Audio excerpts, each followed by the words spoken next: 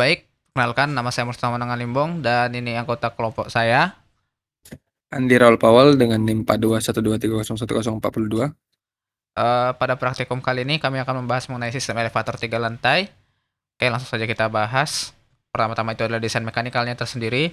Di sini kami bertujuan untuk mensortir box dengan 3 ukuran, yaitu adalah besar, sedang, kecil, yang dimana ketika dia box besar, maka akan dia berlanjut di pada lantai dasar. Ketika dia box sedang, akan diangkat ke lantai 2 dan box besar diangkat ke lantai 3. Ini ada desain elektrikalnya. Sini kami menggunakan uh, 6 motor dan satu motor dikontrol oleh VFD. Untuk satu motor ini adalah motor untuk lift.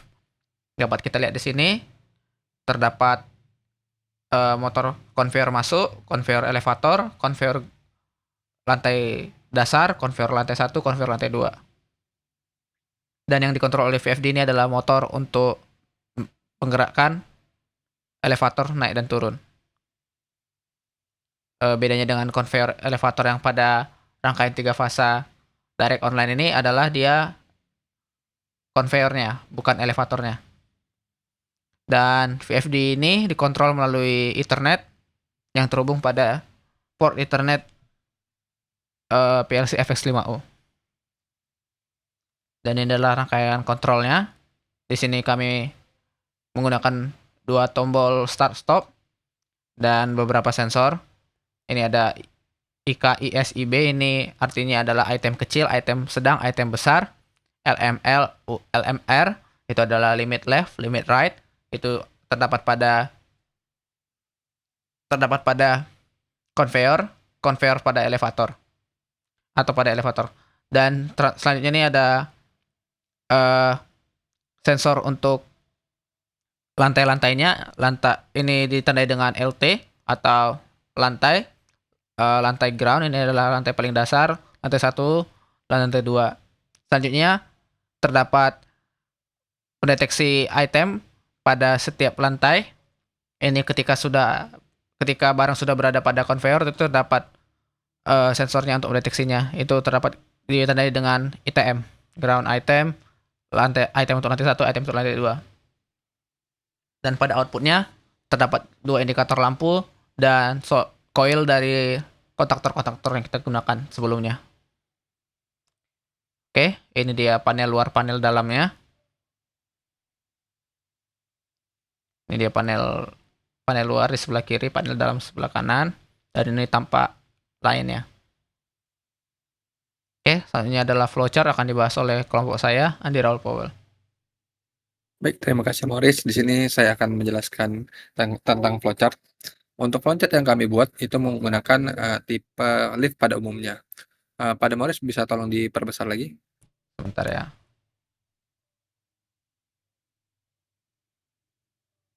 Baik, mula-mula tombol start akan ditekan. Kemudian mesin akan melihat apakah tombol ditekan. Bila tidak, maka lift akan diam. Bila ya, lift akan memilih lantai yang akan dituju. Di sini terdapat percabangan. Bila tombol ditekan searah dengan tujuan lift, yaitu ke atas atau ke bawah, lift akan berhenti dan membuka pintu. Bila tombol ditekan berlawanan dengan tujuan lift, maka lift akan melewati lantai tersebut. Next ke bawah, Riz. Kemudian setelah percabangan 2 tersebut, lift akan bergerak menuju lantai searah hingga tujuan akhir. Di sini kami menggunakan 3 lantai, jadi dia akan bergerak dari lantai 1 ke lantai 3. Kemudian bila sudah sampai mentok, maka dia bisa kembali ke lantai 1. Lift akan bergerak hingga tujuan akhir, kemudian dia akan melihat apakah sensor tujuan akan aktif. Bila tidak, lift akan terus bergerak. Bila iya, maka lift berhenti dan pintu akan terbuka. Setelah itu, sensor overload akan dilihat. Apakah sensor overloadnya aktif? Bila aktif, maka alarm berbunyi dan pintu terbuka. Bila tidak, maka pintu akan tertutup. Pintu tertutup akan kembali looping ke atas di mana tombol yang ditekan. Baik, saya rasa itu saja untuk flowchart. Selanjutnya,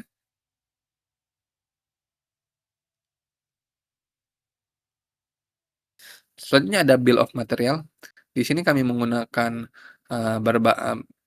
tenaga ahli, yaitu teknisi las sebanyak 5 orang, mechanical engineer sebanyak 1 orang, PLC programmer 1 orang, safety inspector 1 orang, dan finishing specialist 1 orang. Di mana ini kami rancang agar lift dapat dibuat secara mandiri, sehingga hal tersebut dapat menekan budget yang akan dikeluarkan. Bisa kita lihat di bagian anggaran kebutuhan lift, kami hanya menggunakan sekitar Rp20.900.000, yaitu 21 juta. Ini sangatlah lebih sedikit dibandingkan dengan kita membeli set, di mana harga satu lift set itu sekitar harga 70 juta ke atas tergantung dengan aplikasi yang akan kami gunakan. Sedangkan untuk aplikasi kami hanya memerlukan sekitar Rp21 juta. Saya rasa itu sangat menekan dari budget total yang diberikan, yaitu 150 juta. Saya rasa itu saja untuk bill of material. Selanjutnya saya serahkan kembali kepada Morris. Oke, baik. Selanjutnya kita akan membahas video demo. Bentar. Video demo.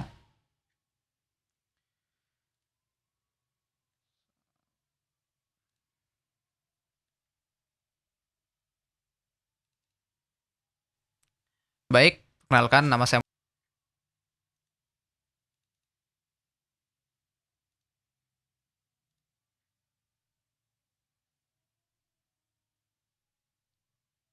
Oke, bentar.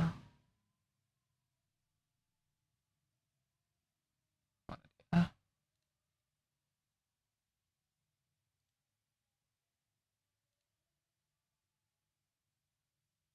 share screen.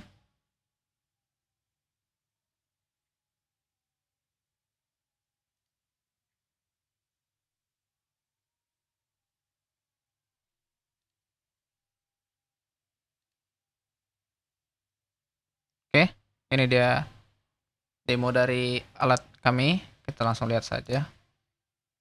Ketika tombol start ditekan,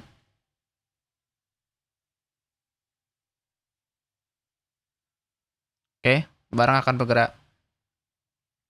Sini dapat dilihat dari sensor light array yang aktif, apakah dia besar, kecil, atau sedang.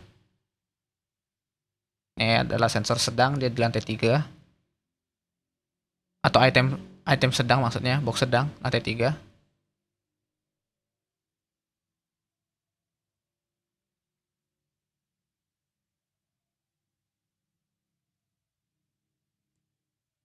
Turun lagi ke lantai 1.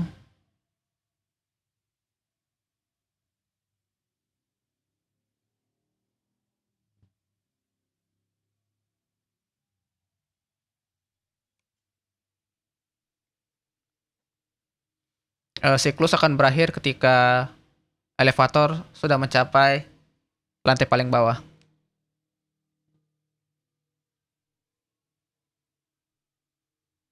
Ini item besar, dia di lantai 1.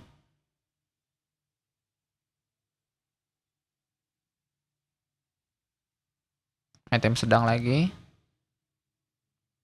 Oke, belum ada item kecil, ini akan selanjutnya akan ada item kecil.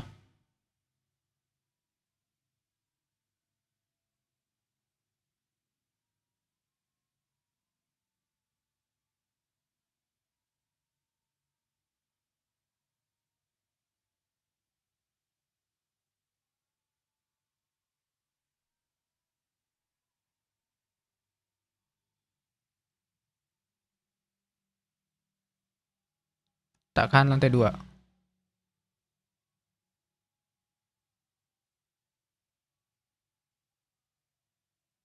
Dan elevator kembali ke bawah. Nah, itu dia 3 kelas item yang kami gunakan, item besar, item kecil, dan item sedang. Mungkin sekian untuk video demo ini dan video penjelasan presentasi kami mengenai praktikum elevator ini. Sekian, terima kasih. Oke.